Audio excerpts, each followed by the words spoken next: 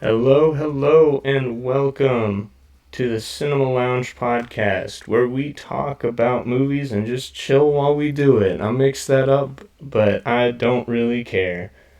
I am your host, Garrett, and while it looks like I'm by myself today, I am actually not. I have a guest, my buddy Jay. You can wait. Hello. How you doing, Jay? Doing all right.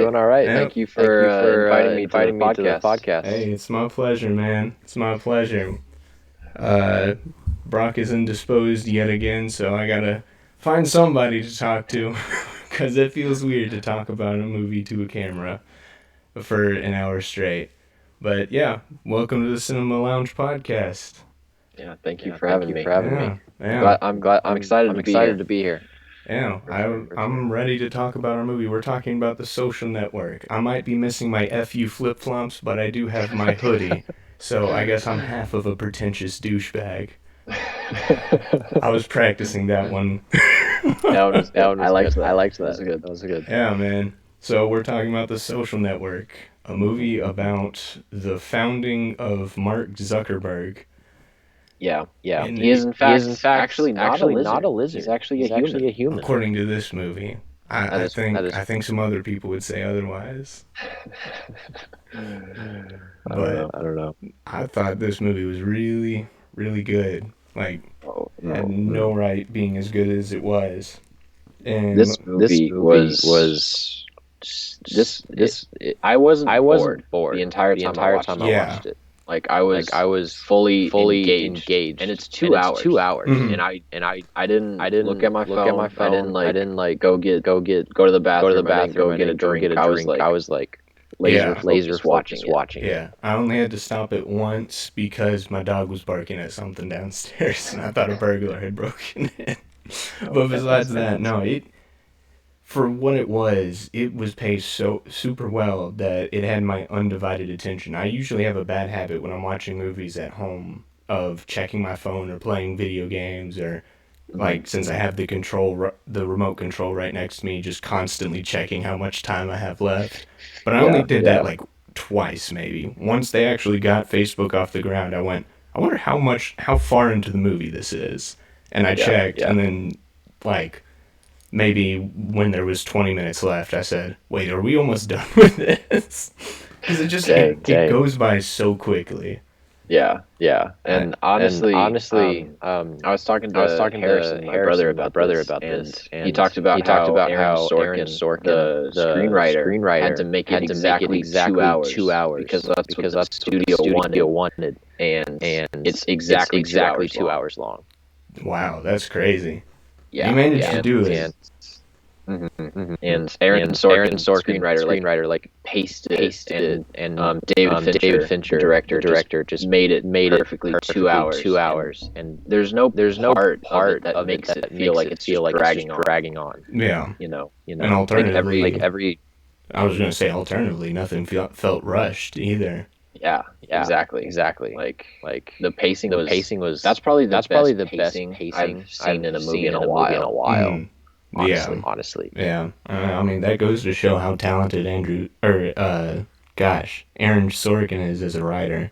Because I've watched his 2 movies he's directed and written, Molly's Game and Trial of the Chicago 7, which came out last year. Both of them are really good and very paced well, writing's top notch. But yeah, I wasn't surprised that it was Aaron Sorkin who wrote it, because I forgot who had written it watching it, and I double checked because I was like, this is really good writing. I wonder who wrote this, and I'm like, okay, that makes sense. But this is also a David Fincher movie. Oh my gosh! He is a very famous director.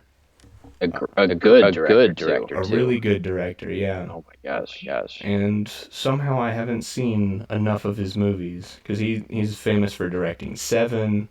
I'm double checking. Gone Girl. The girl with the dragon. Yeah. I've only seen 4 of his movies. Just crazy. Yeah. I've only seen Seven and the Social Network so far. So you're behind. I thought I was behind. I haven't seen 7. I'm slacking. I have 7 on Blu-ray, so I have no excuse for it, but I haven't seen it. I've seen The Social Network. I've seen Zodiac, which is also really good. I have seen... That's like the next movie I'm gonna watch. Dude, it is really good.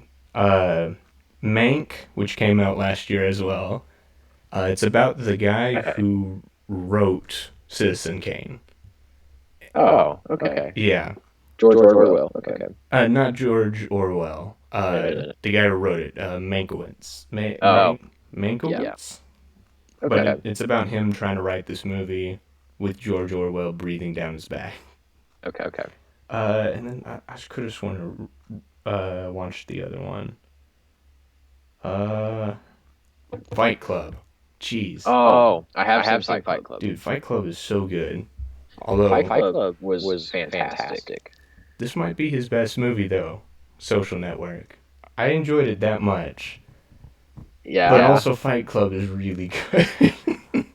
I don't know. Seven is also a good detective movie. Mm-hmm. And Morgan Freeman and Brad Pitt are fantastic in that. And it's such a good just like you don't know what's happening, but you're like figuring it out as the main characters are, and it sucks because the plot and the ending is basically common knowledge. Yeah. But yeah. Even knowing it was still such a good movie. Mm-hmm. So, Yeah, I need to get around to it because the only thing I have seen from it is the whole "what's in the box" thing, which I know is at the end, and I don't know if it's one of those movies if it reveals what's in the box, because there's movies where there's, like Pulp Fiction, you got the briefcase and you don't ever see what's in the briefcase. So I don't know if that's one of those things with 7. So I guess I'll find out whenever I watch it. But you do find out. Okay. But that's all I'm gonna say. Okay. Yeah, I don't want to. We're talking about The Social Network. I don't want to spoil a completely different movie. We're just talking about Fincher and how amazing he is. Yeah, really talented guy who started out his career with Alien 3. I forgot about that. Wow. Yeah. Goodness. Wow. I know. Okay. Way to recover. The greatest career recovery. Honestly. But yeah, this cast surprised me. Yes. I was very impressed. Like Jesse Eisenberg as the main character. I came off of Lex Luthor with Justice League and Batman v Superman. So I'm like, I don't know what's gonna happen. But if that's the only movie you've seen Jesse Eisenberg in, you get the wrong impression of him as an actor. Cause I have seen him in Zombieland as well. So I've seen a mix, but this is definitely his best role that I've seen. Yeah. He does a good job at playing these just kind of standoffish, neurotic type characters. And I think he tried to play Lex Luthor like that, but that's just not Lex Luthor. Lex Luthor isn't the type of guy who just walks up to you and stuffs a Jolly Rancher into your mouth. Yeah. But for Mark Zuckerberg, it was perfect. Yes. And I think he might have altered his voice a little bit to imitate Mark Zuckerberg. Yeah. Because he didn't sound like normal Jesse Eisenberg. He had a bit of Zuckerbergian. Yeah. You could feel the Zuck off Jesse Eisenberg for sure. Yeah, but he was really good in it. The main surprise for me, though, was Justin Timberlake. Mr. NSYNC. Dude. It's insane to think that this guy was in a boy band when we were babies, and now he's been in an Oscar-nominated movie. Yeah. And he's still in movies.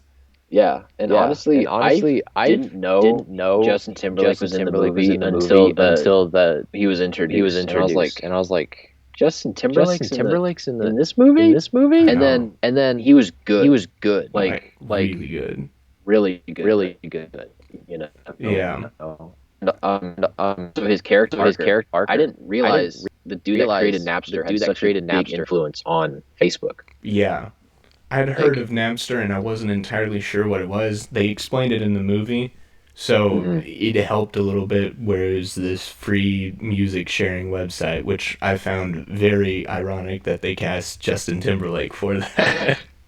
That's why I loved it so much. Yeah. Because he probably got cheated out of money from Sean Parker for selling his music for free. And then he gets to portray Sean Parker as a douchebag in a movie. Just like the ultimate. You stole my music, I'm gonna steal your reputation. Basically, yeah. But he was really good in it. And like for me, I didn't realize it until one of the last scenes Sean Parker was in, where I was just went, "Oh wait, I get it now." the NSYNC connection popped in for me. But Justin Timberlake did a really good job just kind of playing this guy who will sell you the world, even though he only has like a pebble. That's a metaphor that I came up with. Honestly, though, he'll come to you with a tiny rock and convince you that he has the entire world at his beck and call. Yeah, and he does just a great job with that. Yeah, and I loved how in one of the last scenes, Andrew Garfield's Eduardo came up to him. He came up to Mark Zuckerberg and was like, "We need what's going on?" And Sean Parker was just like, "No, everything's fine. Don't worry about it." And like you could tell that he was manipulating Mark Zuckerberg from Eduardo, and and that fit his character, and it fit like Eduardo's character, like his reaction to it. Yeah. And it just fit so well. Yeah. And their last scene together, I just really liked how Eduardo got pissed off at Mark. He got mad at Mark and confronted him, but then Sean tried to interject himself, and the last little interaction is Eduardo like faking a punch, and like Sean's just like just gets scared by a little punch. Yeah. And just the line he says where it's like, "You know, I like being next to you, Sean, because then I'm not the weakest person in the room." Just something like that. Just the greatest insult, but also just perfectly encapsulates Sean's character of he talks big, he walks big, but then anytime he has to be faced with something, he's a tiny little weenie. Just cowers. Yeah. It was such a perfect moment. But speaking of Andrew Garfield, he did a really good job here. Because this was pre-Spider-Man, so not a lot of people knew who he was. And it's kind of crazy because this is one of my favorite performances from him. And I think it might have boosted his career a little bit. Not like Spider-Man did, but you didn't really see him in anything until Spider-Man came, and that was what, like, he launched his career. But I feel like he should have gotten a lot more credit for this. Oh yeah. I haven't seen Hacksaw Ridge, but I've seen both the Spider-Man season, and he's a decent Peter Parker, but this is easily my favorite role that I've seen Andrew Garfield in. Yeah. He was in a Scorsese movie. Silence. And one of my favorite Scorsese movies personally, just because it's about these priests going overseas to feudal Japan to try to... Isn't that with Adam Driver? Yes. Yeah. Okay. It's one of my favorite Scorsese movies just because it's all about kind of this crisis of faith and how far to push your faith to the limits. And, you know, me being a Christian person, it's just really interesting to see people trying to take on these situations around faith. And really kind of push it, not like a pure flicks way. But he was really good in that, so it might be a tied performance, but Andrew Garfield, like, does such a good job in this movie. But, yeah, I got some notes. I always take notes when I prepare for these things. So I'm just going to go through some of these. But first off, the score in this was really good. I really liked how it kind of flowed between this like techno vibe, where it was more like an upbeat EDM type beat, but in the beginning and then during some of the lull moments, it's just kind of this droning noise with a couple of piano keys in there, and it's just it fits so well because it's just kind of this tiny little moment in all this noise, and almost, I don't know if this was, well, how intentional this was, but just kind of almost mirroring how Mark is just all this crap's going on in his head, and only in those small moments he's able to focus. Yeah. But dude, the score was fantastic, and it won the Academy Award for Best Music that year. Well deserved. Because last time I watched this was maybe 2 years ago, and I remember Brock telling me how good the score is, and I was like, I don't really remember the score all that much. And rewatching it, I was just sitting there going, no, this score is amazing. Like, it's such an unappreciated part of the movie.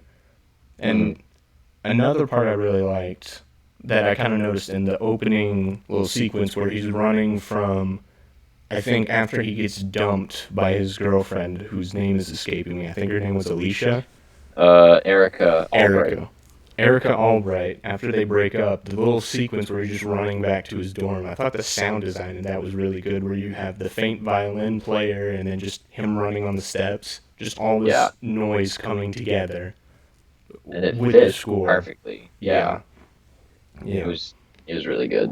Yeah, it was a really solid opening sequence. Something else I had noticed kind of when it was wrapping up, it ends with him refreshing his Facebook page with Erica. So the movie begins and ends with Erica, almost just kind of perfectly bookending the movie of just, this was what Facebook was all about. Checking in on people. It's just kind of this funny thing. And I love the irony of basically Mark, he didn't start Facebook because of Erica, but his creation of Facebook and his breakup with Erica were both huge moments in his life. And later, Erica was on Facebook, the thing that Mark created, even after they broke up and they had that nasty situation. And at the end of the day, everyone's using Facebook, so Erica had to be using Facebook. Yeah. So I just love the idea of Mark Zuckerberg being a scumbag and then his ex still getting on Facebook regardless of how much of a scumbag he was. Yeah. It's kind of perfect for just today's society. We have so many companies that are just the absolute worst, but we still continue to consume their products. Yeah, because that's the only thing available.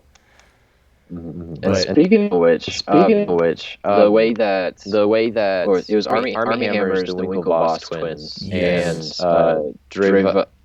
I can't remember how to say his name, but their other buddy who played by Max. I can't say his name either. The way that they found out that Facebook was growing from being in Europe, and they're like, "Oh yeah, have you heard about Facebook? It's in the States." And like that was such a freaking out. Yeah, I love the scene leading up to that. Their rowing race. I forgot the musical accompaniment to that, but this classical music score, while it's just them rowing, trying to win, and barely missing out, and then coming back and finding out the guy who stole our idea is now just growing beyond belief. Mm-hmm.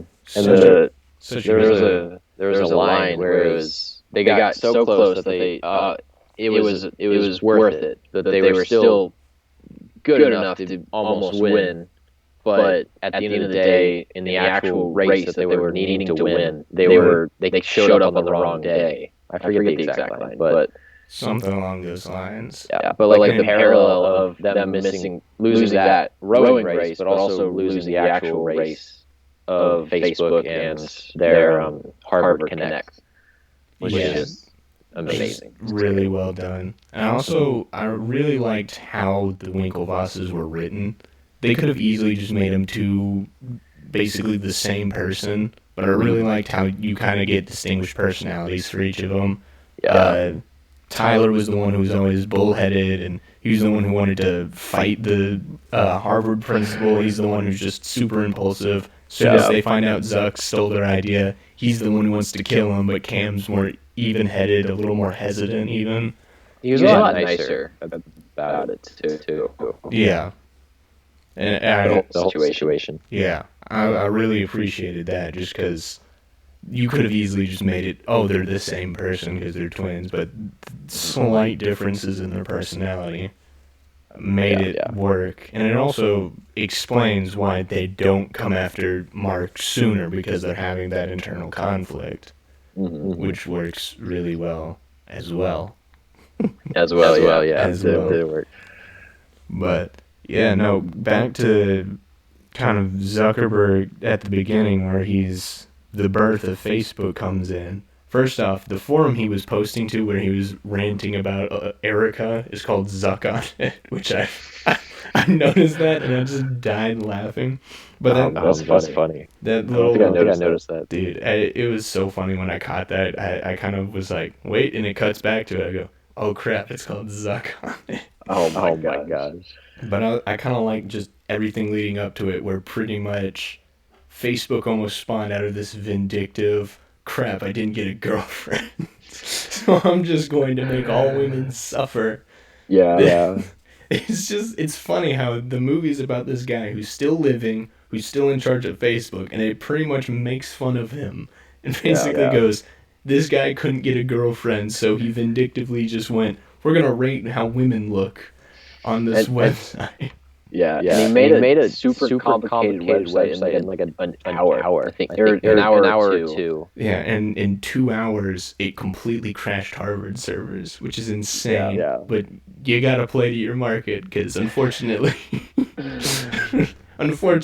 the idea of ranking women based on looks is not an uncommon thing amongst college-aged men. Yeah. Oh my God.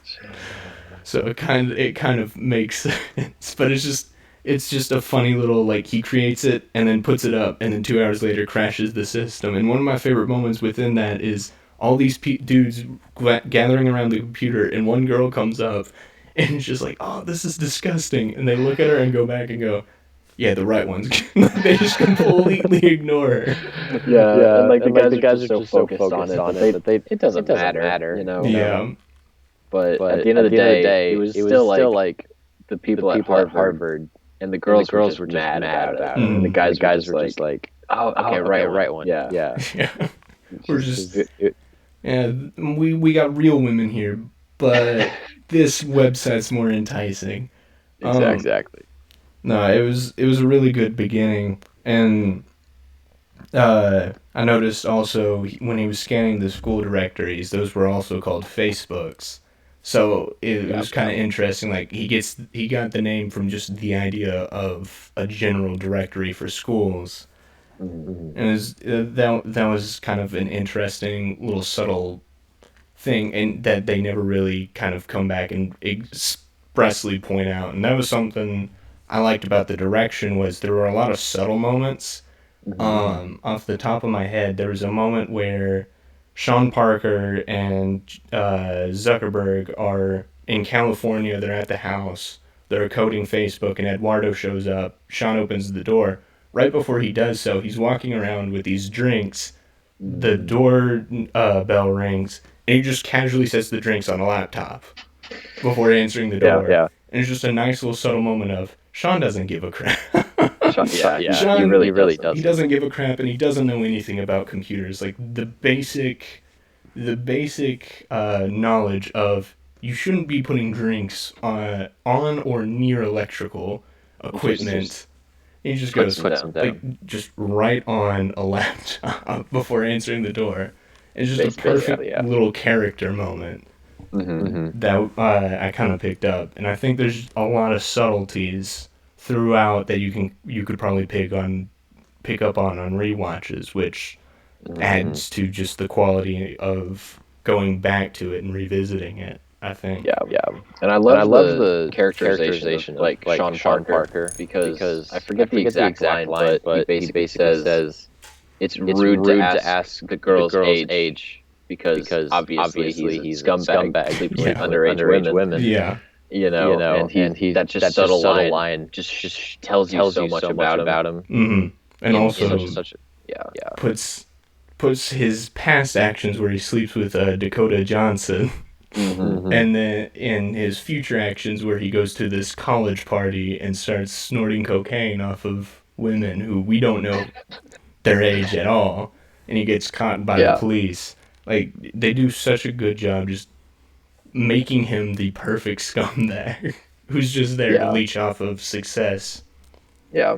And I think they did a good job of like showing that up front Mm. of how much he is a scumbag and you're not supposed to like him. Yeah. Yeah. Because in their first meeting, like at the restaurant, he shows up late and then basically hijacks the entire conversation and only talks about himself. Mm-hmm. And he ends up telling Mark Zuckerberg, like, hey, don't drop the just Facebook. It looks better. Yeah. And then he does it because Mark Zuckerberg is like, oh, this is my guy. I need to go with him, you know? And the different reactions from Eduardo and Zuckerberg are just the perfect two reactions people have to this guy. It's either this man offers nothing, he's worthless to us, or you completely buy into everything he's saying, I'm going to give him money, and he's going to man's the best.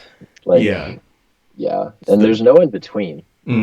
I think they did a good job of showing the two extremes of Sean Parker's likability. Yeah, and how people like him can take advantage of people. Like, sure, we can see through his bullcrap, but if you're in the moment and someone who isn't really thinking that clearly or has a goal and they can see what they're saying can help them reach that goal, they kind of go, okay, like he tells them what they want to hear, and then they can buy some of the more outrageous stuff. Yeah, basically. Which I think was perfect. Another casting thing I noticed, Mark's roommate and ultimately like his head coder, he's played by Tim from Jurassic Park. The little kid. Yeah. Dude, he looks so weird grown up. I've seen him in a couple of other things as like a full-blown adult, and it's just it's weird to see like child actors in these more adult roles where either they're drinking or they're trying to get with women or just as adults with jobs. It's just really weird to go from little Timmy, who is obsessed with dinosaurs, to he's in college drinking, joining friends, coding Facebook. That's how I felt about Christy Ling. She was the girl from The Sweet Life of Zach and Cody. Brenda Song, she came in and I go, all right, she's in this. Yeah, and she was good too. She was good, yeah. And I only saw Sweet Life of Zach and Cody, but I mean that's really anyone ever saw her. That's kind of what people think of that her. And The Social Network, and that's it. Yeah, that's all I know about her. Yeah, I think she was perfectly cast though for this role of the crazy jealous girlfriend, where Eddie's talking on the phone with Mark about freezing the accounts, and then you just see in the background she's throwing crap in the trash can and lighting it on fire. Yeah. And then immediately after he puts it out and tells Zuck he's going to come to California, she walks back in and has the audacity to go, "You're leaving me? You're going back to California already?" Yeah. And then Eduardo's like, obviously. Obviously. And I'm breaking up with you. Yeah. I can't deal with this anymore. Yeah. Oh my gosh. That was great. But she did a really good job as well. And it's just crazy how they kind of pulled these random actors, because I don't think any of these guys were necessarily huge. All their breakout movies or all their notable roles either came out after this or were just kind of goofy roles that no one would take seriously. Brenda Song was in Sweet Life of Zach and Cody. No one's going to consider her for an Oscar nominated movie. Justin Timberlake's the NSYNC guy. No one's going to consider him for a serious acting role. And and Jesse Eisenberg from Zombieland and whatever else. I think Zombieland came out after this, if I remember right. So even then, Andrew Garfield and Jesse Eisenberg are relative unknowns. Yeah. And it's crazy how they kind of come together to make this really good movie just based off of the directing and the writing helps kind of elevate them. For sure. Yeah.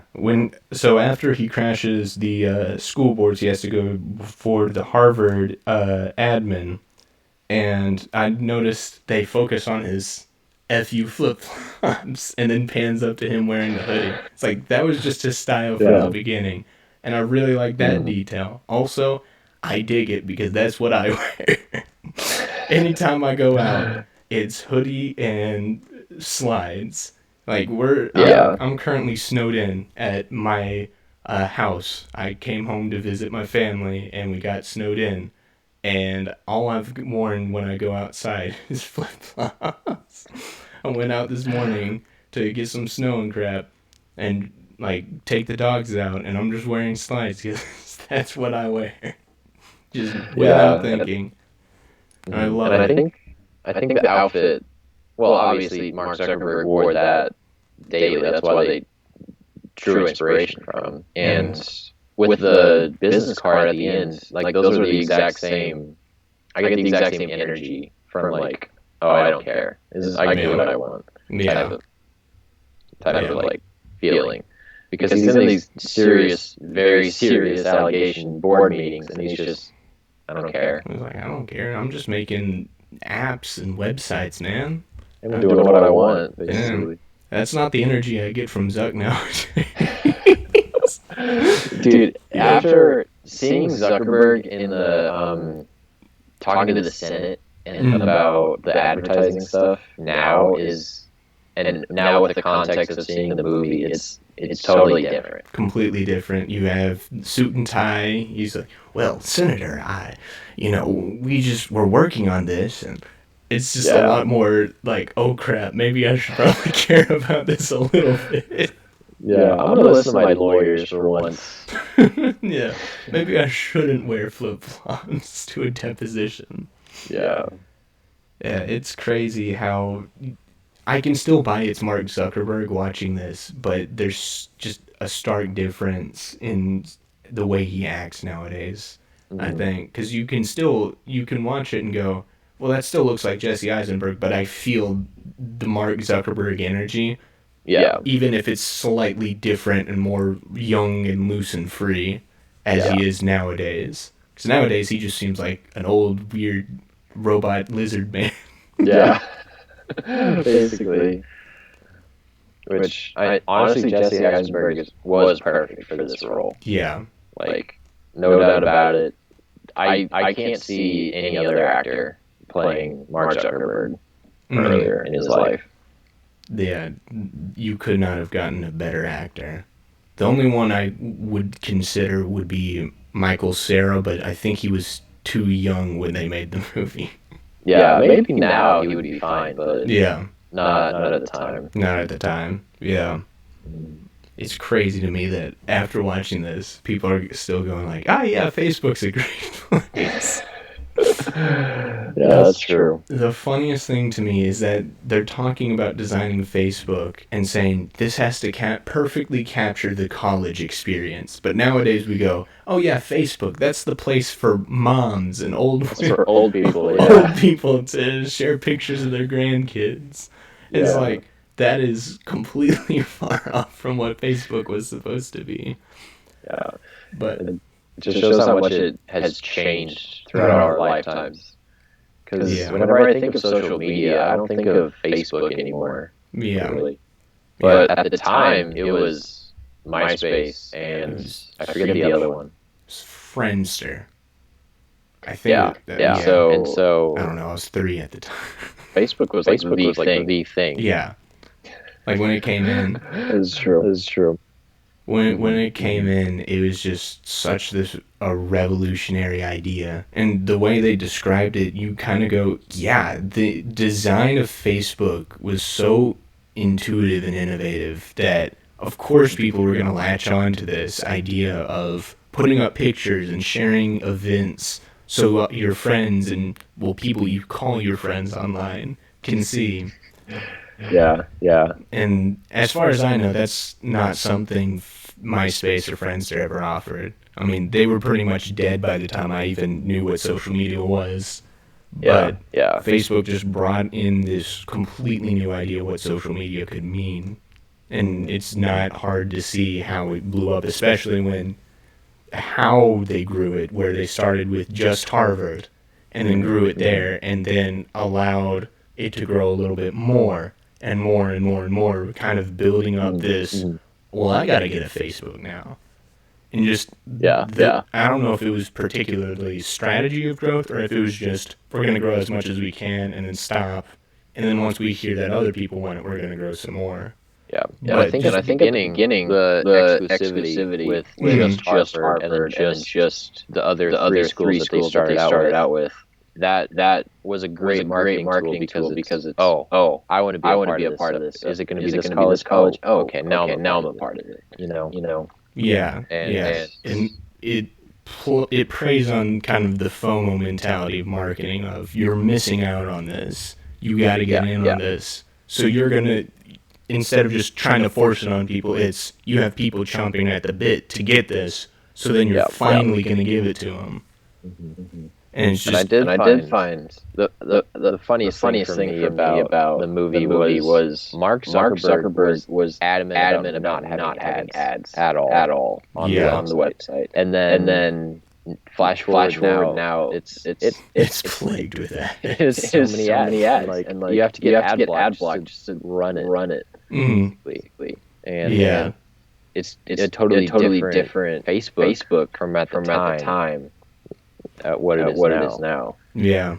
It makes me think, I would be curious to see see one of the Steve Jobs movies, to see if it does kind of the same thing to show, because I don't think I've seen either of them, but kind of to show what Steve's vision was and how Apple has looked at now and how Apple's feels completely different. Because the main thing I know about Apple is Steve Jobs, the whole idea was, we want to make the phone as small as possible, to make it as portable as possible, and then as soon as he dies, we get phones that are like twice the size. Ginormous.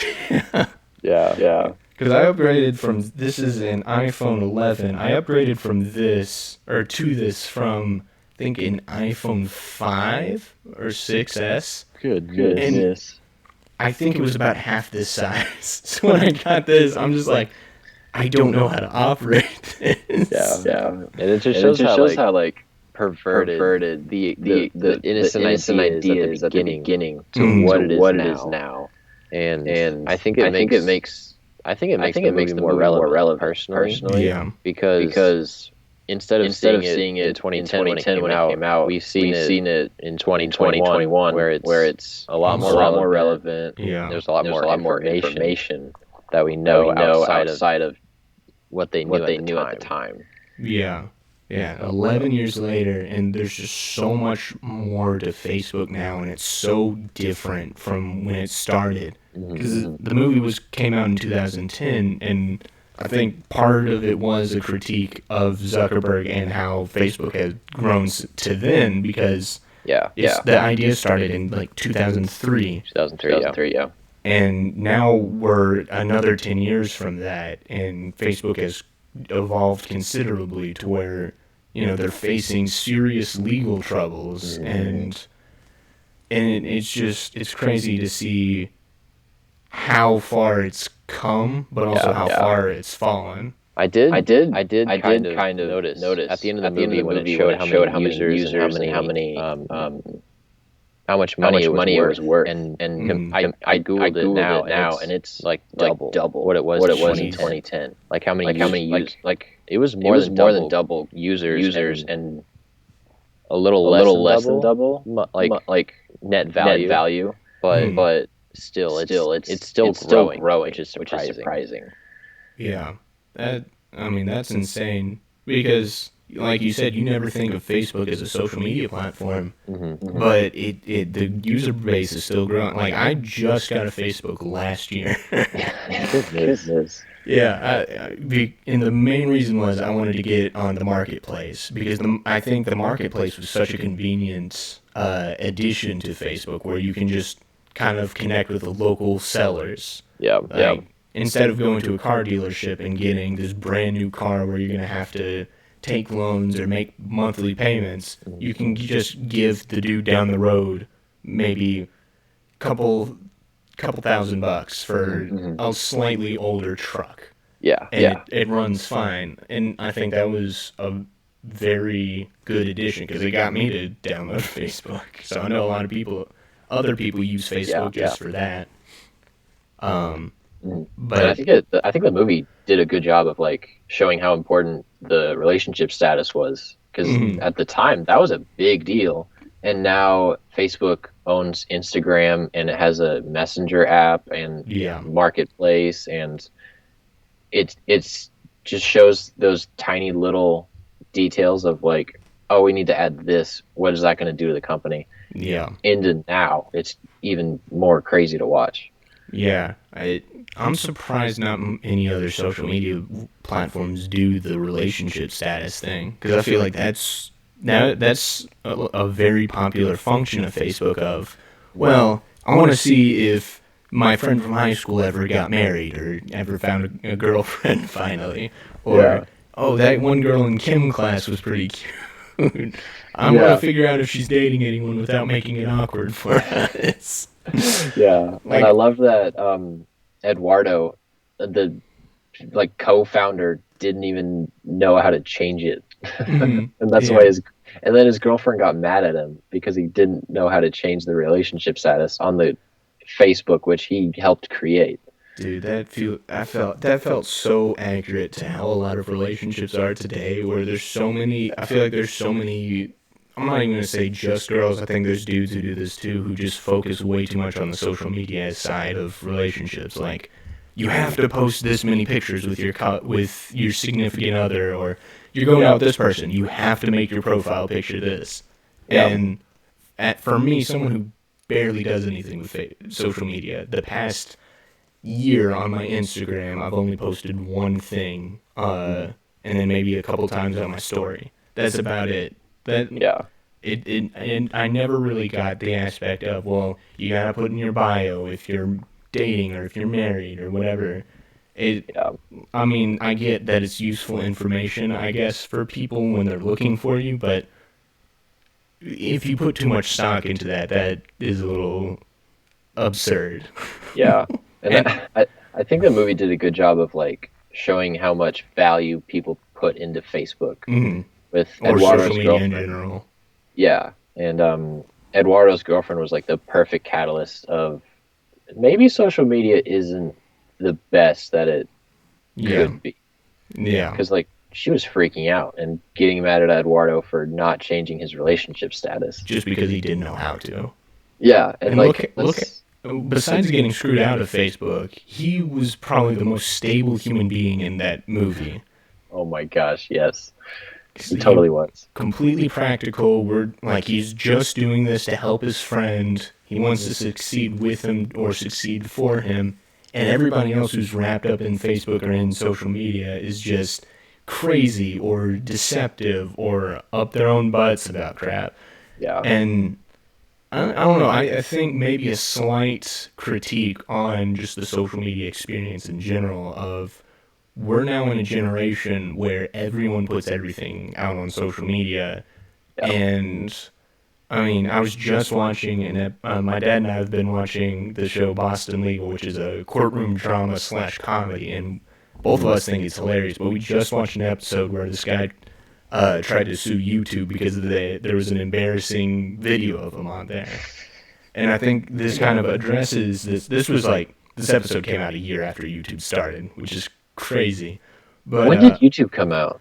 2005, I think. This episode debuted 2006, I believe. Goodness. Okay. But I feel like that just kind of goes to show people started picking up instantaneously on some of the downsides of this social media trend of, sure, yeah, it's convenient to connect to people, but also this is how you can ruin your life. And you're still seeing that today. Especially today with the prominence of cancel culture, where you say one thing that could be even just perceived as wrong, and suddenly your entire life can come crashing down because of a tweet or a Instagram post or something like that. That you did 5 years ago. Yeah, I mean, you saw that with like James Gunn. He made a couple off-color jokes in like 2007 or 2008, and suddenly people come in and try to cancel him. It's crazy. But Social Network kind of almost predicted this kind of mentality around social media of it's my life. It's not just a tool. It's not a way to connect with people. This is my life. This is what I'm invested in. People were putting their identity in something that they didn't really fully understand. Yeah, and now that we understand it more, we still continue to put our identity in it. And I feel like it was a bit ahead of its time on that aspect alone. Because this came out in 2010. Yeah. 11 years ago. I would argue it's even more of a problem now today. Because, I mean, anxiety and depression are up amongst people our age and younger just because social media, like, you put too much investment in that into getting likes and comments and retweets that if you don't get enough, suddenly you feel like less of a human being.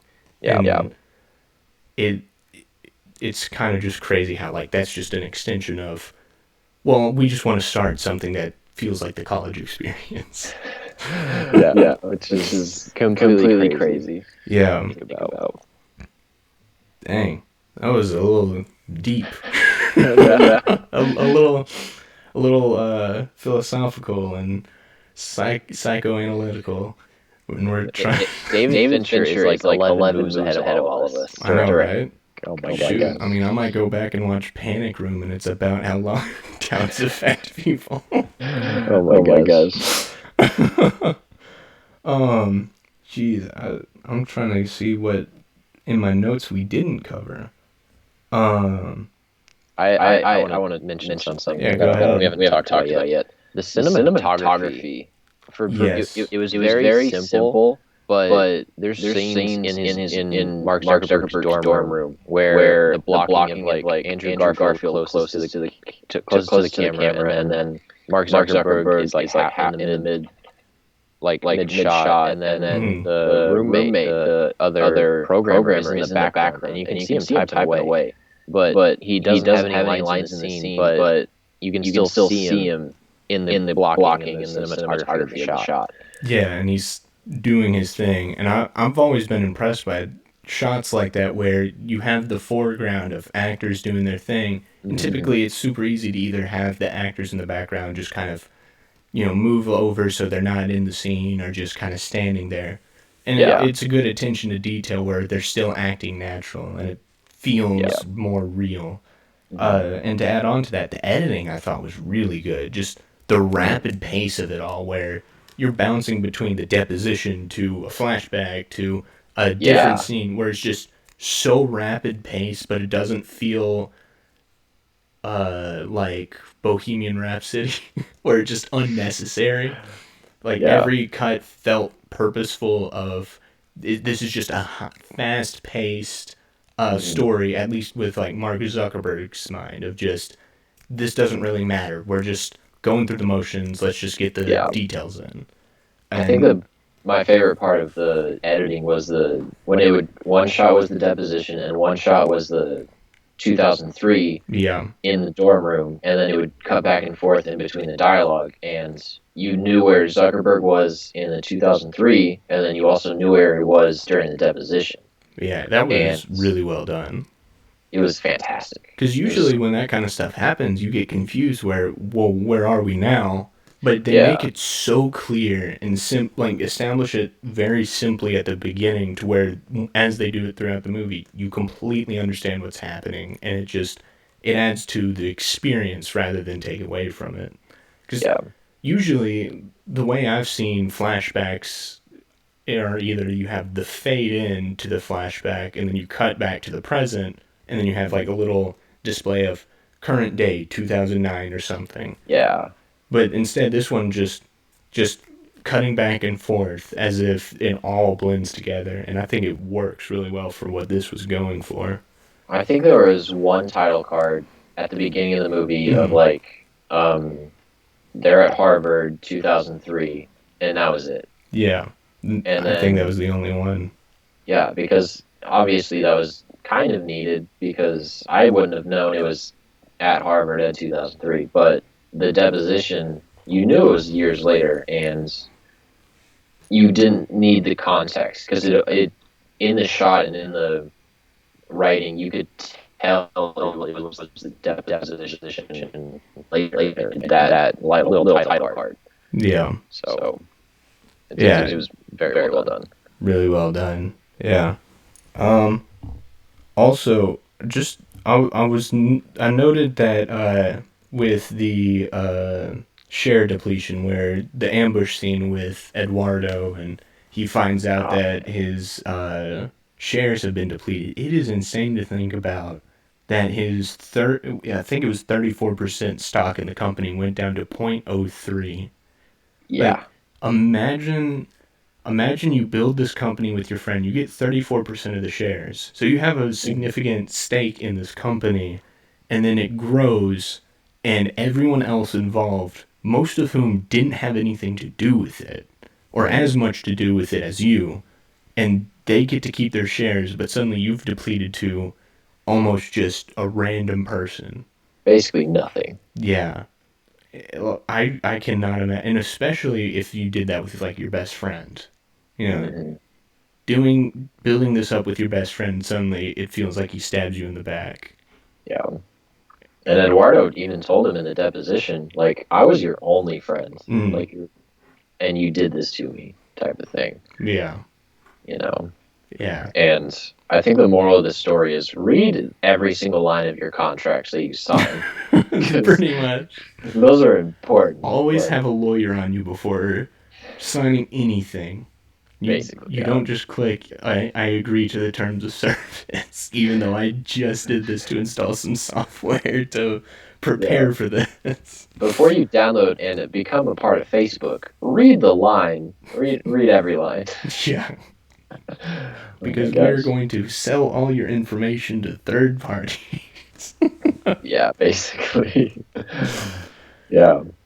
Oh man, but the ambush scene I think was just my favorite of the oh crap, like you realize what happened to Eduardo, and then he confronts Mark, and you got the freaking line where I forgot what Sean says, but Sean says something to Eduardo, and Eduardo's just like, "I'm sorry, I left my Pradas along with my hoodie and my FU flip flops, you pretentious douchebag."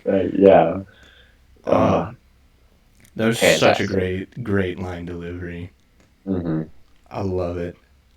Yeah, and also the only other line I heard before watching the movie was the and then there was a movie actress. Who was it? Oh, does it matter?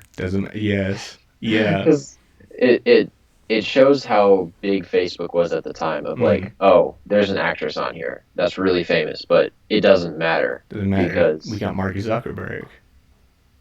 Yeah.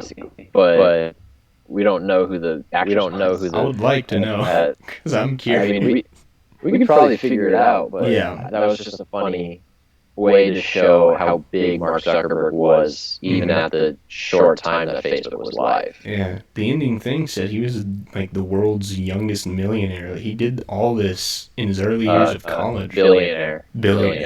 Excuse me.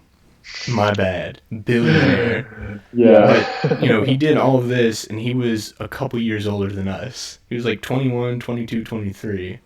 And that's crazy to think about. You hear these stories of these young people doing that kind of crap, and then I'm sitting here going, man, I'm still in college, and I don't know what the crap I'm doing. But at the end of the day, after watching the movie, do you want to be in his position? That's true. I should probably become a child actor because nothing goes wrong with them. Nothing ever bad happened to the Kennedys, right? Oh my goodness. But yeah. It's such a good movie. Yeah. Overall. Yeah. The last thing I had on here, I think Rashida Jones goes unappreciated in this because she's usually known for her more comedic roles. Was she in Parks and Rec? Yes. Yeah. Okay. She was. I didn't expect to see her, and whenever she showed up, I was like, oh, okay. Yeah, And it was like she a had such super small role. but it worked for her. And I really like the last dialogue exchange Mark has with anyone is her, and how she almost seems to humanize him a little bit, of trying to see things from his perspective, and then just the last line of, I don't think you're an a-hole, Mark. You're just trying way too hard to be one.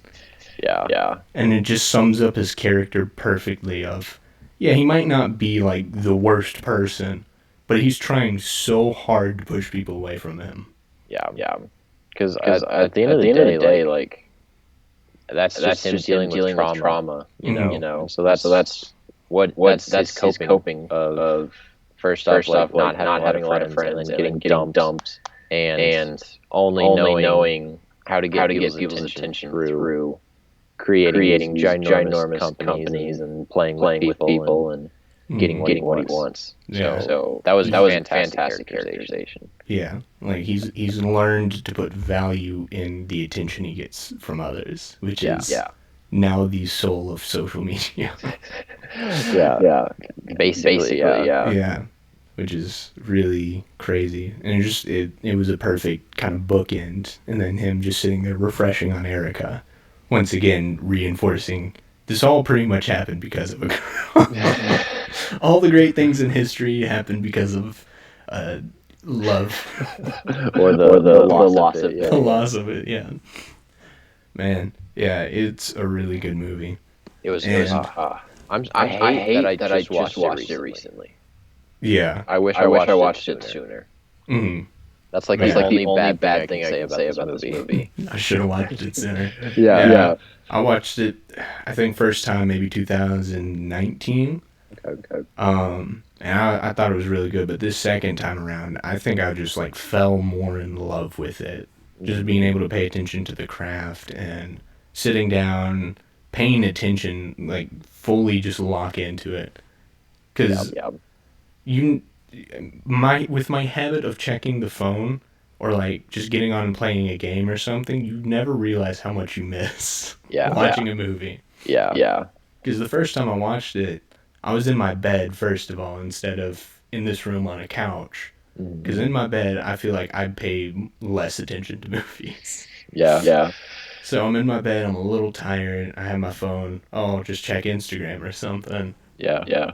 And I miss a lot, but then rewatching this, having minimum distractions and just forcing myself to watch it, I just, like, each scene perfectly paced, perfectly edited. Yeah. Such a good movie. And I guess what I started doing last episode was giving them rankings, even though it's not really the point. I really loved it, you really loved it. If it sounds like a good movie, go ahead and check it out, and we're just kind of talking about the various parts. But I have a compulsive need to give things rankings and critique things. Understandable. Yeah. I'll go out to eat with my family, and we will eat a burger or something. Eat at a Red Robin, and I'll order a burger, and we'll eat it. And I'll go, yeah, the consistency could have been a little better. The texture could have been a little better. Could have been cooked a little. It's not too bad. They cut the tomatoes and gave me some good lettuce on there. I'll give it a 7. Yeah. Watching and consuming too much YouTube movie critics has just turned me into an all-around, I'm just going to judge everything. It's turned you into the pretentious D-bag. A pretentious douchebag, yeah. That's where I get my look. Oh my gosh. Now, watching this, again, before I had given it a 9 out of 10, but I think I'd bump it up to a 10 because I can't find anything wrong with it, and I only have good things to say about it. I would 100% agree with you. Like watching it only once and having my brother talk about it, and I didn't know a whole lot about it, but knowing my brother's opinion and just going into it, I would say it's a 10 as well. Yeah. And I think having conversations like this gives you a greater perspective on the movie as well. Because when I talked with Brock about Iron Man, just some of the stuff I came up with in the middle of talking was just like nothing I had thought of. We talked about the reporter and how she kind of represents Tony's past, something I didn't even consider or think about, and then in the process of talking, just gaining a greater appreciation of, oh, well, that's a cool little aspect of the movie that makes me like it even more. And that's why we talk about movies. Sure. That's why we talk about movies. We gain a greater appreciation for them, and we discover very deep themes about our addiction to social media. Exactly. Yeah. And I want to mention this as well. Did you know that Quentin Tarantino says that this movie is his favorite movie from the 2010s? Wow. Like, not just 2010. Not just 2010, but like 2010 to 2019. That's crazy. That's Quentin Tarantino's favorite movie from that time.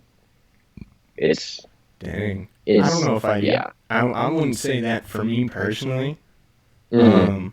Because, shoot, there's so many good movies that came out in the 2010s. I mean, I couldn't answer that right now, but... For me, I think my favorite from the 2010s off the top of my head would be Into the Spider-Verse. I don't know why, but I just fell in love with that movie. I watched it 3 to 4 times in theaters, and then after it came out of theaters, I bought it on Blu-ray in a nice-looking steelbook, and then watched it multiple times after that. Yeah. And the animation to me is flawless. I really like the messaging of just, anyone can do good things in this world. Basically. And just kind of promoting, like, you don't have to just sit back and go, well, what if? Or what if I can't do it? Anyone can step up and be essentially a hero. And, being a superhero fan since the age of, like, 8. Yeah. It was just a really fun time for me. Mm-hmm.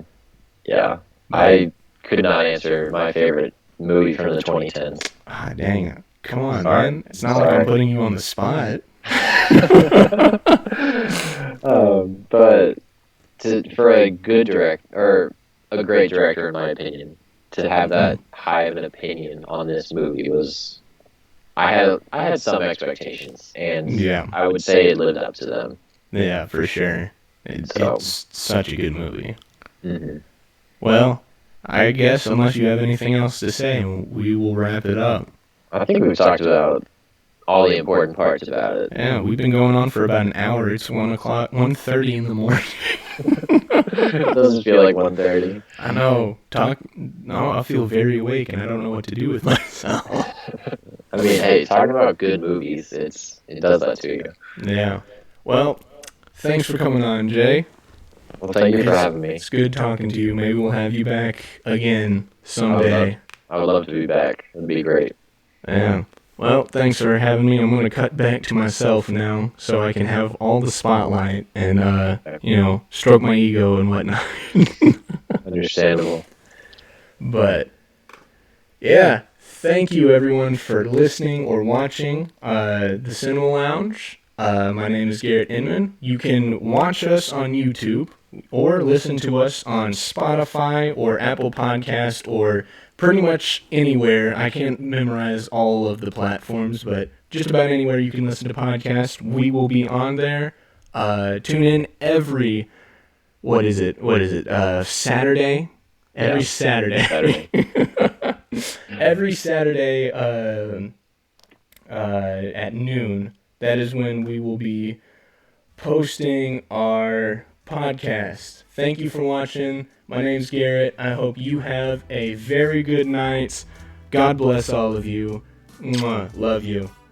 I love you so much. Goodbye.